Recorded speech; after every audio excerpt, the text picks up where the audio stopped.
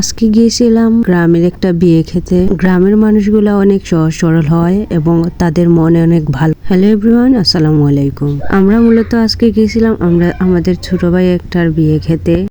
ছোট ভাইয়ের সাথে কনের বাড়িতে গেলাম। কনের বাড়ি যাওয়ার পরে সবাই কনের সাথে ছবি উঠাচ্ছে, তো আমি ভাবলাম আমিও একটু ছবি উঠাই। এইখানে আমাদের অনেক আত্মীয় স্বজন ছিল, তারাও এক এক করে কনের সাথে ছবি উঠাচ্ছে।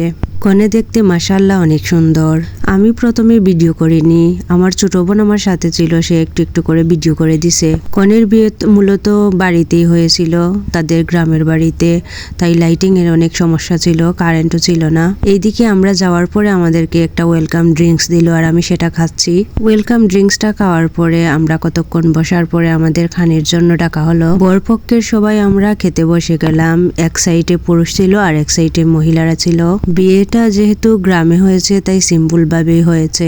আমি মেয়েদের সাথে বসেছি আর আপনাদের ভাইয়া বরের সাইডে বসেছিল আর আমার পাশে ছিলেন আমার মামা। এদিকে খাবার দেওয়ার জন্য সবাইকে প্লেট দেওয়া হচ্ছে আর আমরা একে অপরের সাথে বসে গল্প করতেছি। আমি খেতে বসে চুপচাপ শুধু খাচ্ছি আর খাচ্ছি, কারণ আমার পেটে অনেক ক্ষুধা লেগেছিল। আর খাবারটা আসলেই অনেক মজার ছিল। এক পিস রোস্ট নিলাম, তারপর গরুর মাংস 2 পিস নিলাম, নিয়ে আমি খুব মজা করে খাচ্ছি। সাথে ছিল লেবু আর সালাদ, গাজর। এইদিকে আমার অনেক খিদে লেগেছিল, তাই আমি অনেক মনোযোগ সহকারে খাচ্ছি। আর অন্যদিকে দেখতেছি আপনার ভাইয়া ঠিক মতো খাচ্ছে কি না। এইটা আমার নানার বাড়ির দিকের বিয়ে ছিল, তাই আমার স্বামী এর আগে কোনোদিন আসে নাই, তাই চিন্তা করছিলাম যে ওর খাওয়া দাওয়া ভালো ঠিকানে হচ্ছে কিনা। একবার খাচ্ছি আর ওর দিকে তাকাচ্ছি। তারপরে আমি একটু ডাল নিলাম। ডাল নিয়ে আমি আমার প্লেটে সব ভাত খেয়ে শেষ করে ফেললাম।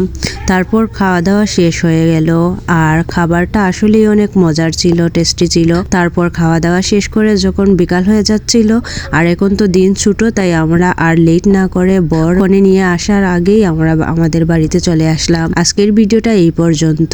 ভালো থাকবেন সবাই।